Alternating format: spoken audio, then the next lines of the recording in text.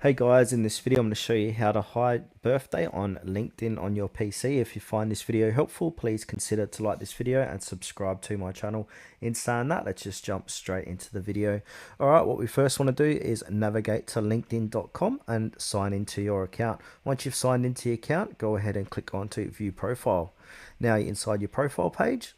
Now we need to look for the pencil icon near your name to the right. So click on the pencil icon, scroll down, and then where it says contact info, this is where you can add or edit your profile URL, email, and more. So click on the edit contact info button.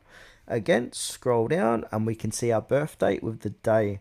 So if you've set your birthday, then it will say your network or something similar.